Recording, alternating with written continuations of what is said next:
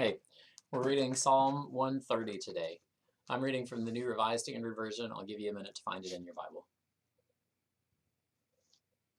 Out of the depths I cry to you, O Lord. Lord, hear my voice.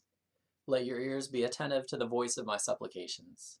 If you, O Lord, should mark iniquities, Lord, who could stand? But there is forgiveness with you, so that you may be revered. I wait for the Lord, my soul waits, and in his word I hope. My soul waits for the Lord more than those who watch for the morning, more than those who watch for the morning. O Israel, hope in the Lord. For with the Lord there is steadfast love, and with him is great power to redeem. It is he who will redeem Israel from all its iniquities. It matters, I think, that the person who wrote this psalm knows what the depths are like.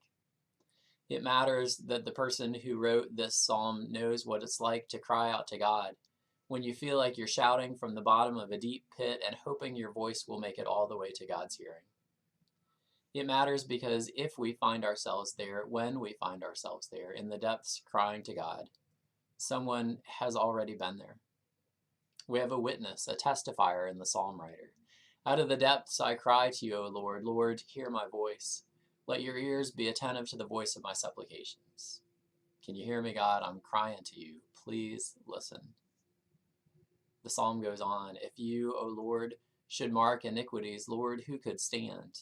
If God chose whether to hear and respond to our cries for help based on whether or not we had sins marked against us in God's ledger book, not one of us would have a chance. But, the psalm says, there is forgiveness with you so that you may be revered. God forgives and hears, and we respond with gratitude and reverence.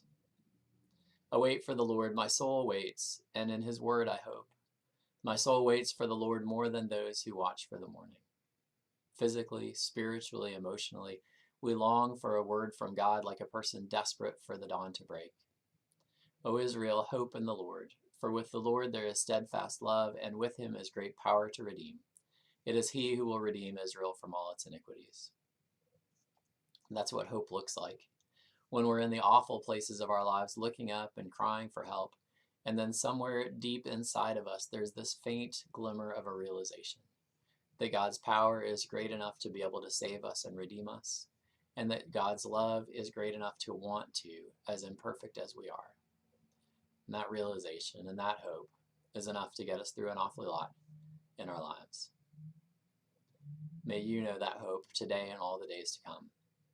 I'm going to take a few days off from the daily devotions, so we'll read Psalm 131 on Tuesday, the day after Memorial Day. In the meantime, stay safe and be blessed, and I will see you right here on Tuesday after the weekend.